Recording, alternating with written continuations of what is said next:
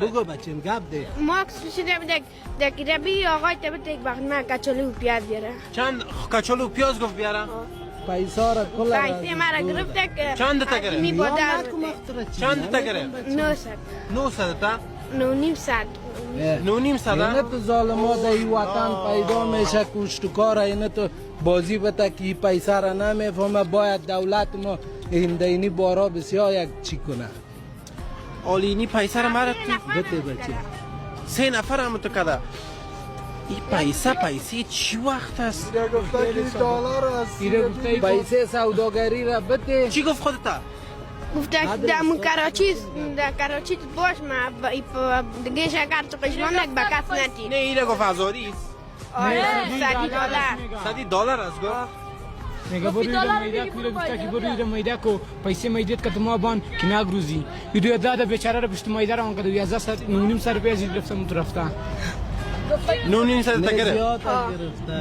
گرفته دسته سوداگری را گم کرد ما خودم کراچی یک تایره در مارکت بارکشی میکردم آی بچگک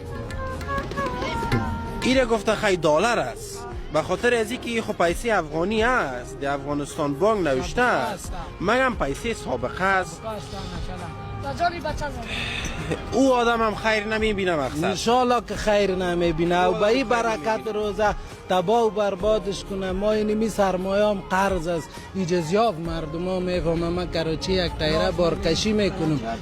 کسای دیگه روزه گرفته به من دروغ نمیگه سرمایه و کراچی کلش از دیگه کس است من همیجا پشت سر کراچی هستم نمیچلیدم از این که بیا که خیمه 100-200 در مارکت بارکشی کنم همی پیشتر من از بارکشی از او سو آمدم که بیادر چیز شد آمدم که میگه اینه تو قضیه شده پدر برو گفتم صدقه سر تال شما را دیدم بیا گفتم خیلی که یک گزارش جور میکنی اینمی کلان گزارش است که سر این تو اشتکا این تو ظالما بدر این تو کارا میکنه